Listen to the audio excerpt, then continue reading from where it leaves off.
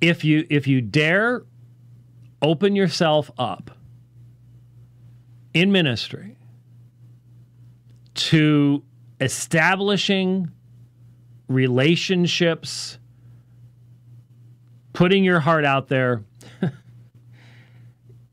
if you're in seminary, if you're in Bible college, can I just tell you something ahead of time?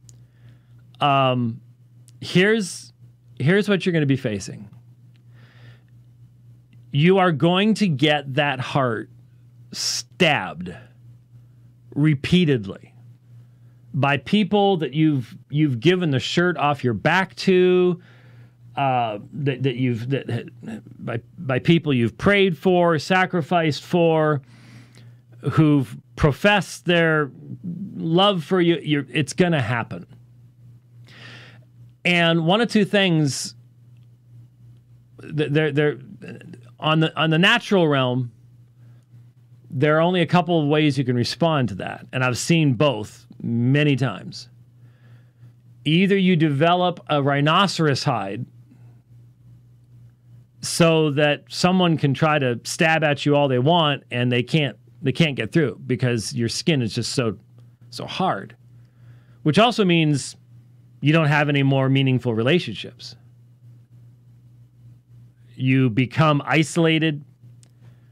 There are a number, you look down through history, there are a number of theologians who basically, by the end of their life, you could tell that's the route that they went, and they were now loners. They might speak highly of the church, but they weren't involved in it any longer because they couldn't get along with anybody and had been hurt too many times and they just pushed everything out of the way. Said that's it. That's no more. Or you get the people who just get burned out. And in our day, they become IT guys. Seems to be the direction to go. I mean, how many former ministers have you heard of that are working in the computer field now? It's a very large number. It's a very large number. Just decide, you know what? I can't keep doing this.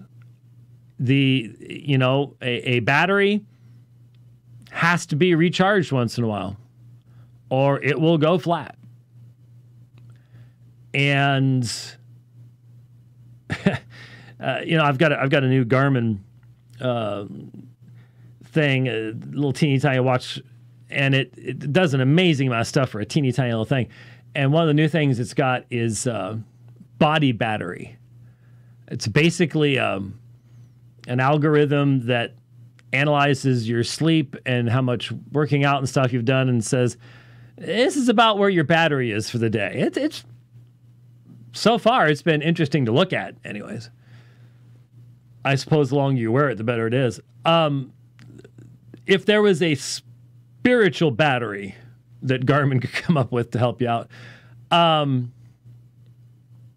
maybe it would show just how close to, yellow and red most ministers are, spiritually speaking.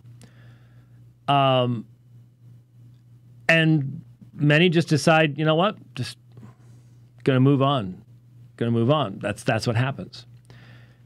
Somewhere in between those two is the balance. You have to recognize there's going to be the hurt. There's going to be that's a reality, but you can't become so enslaved to that you lose the calling. And I told the story before about the very wise minister that I had seen mistreated by a fellow Christian. I followed him into his office and I said, how do you put up with that? And he looked at me and he said, if you ever get your eyes off the shepherd and onto the sheep, you'll burn out of the ministry very quickly.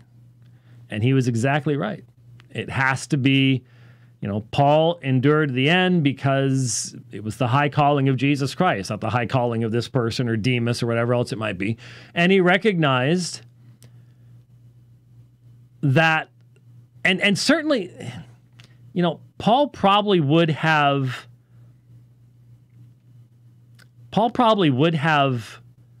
really,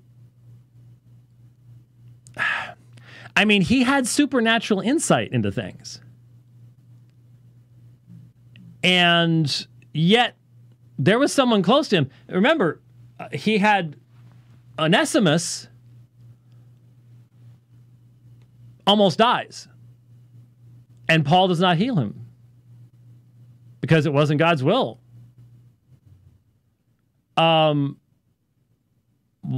Did he feel fooled, deceived by Demas?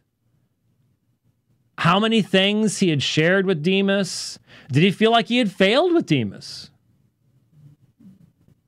That's a possibility. Hard to say.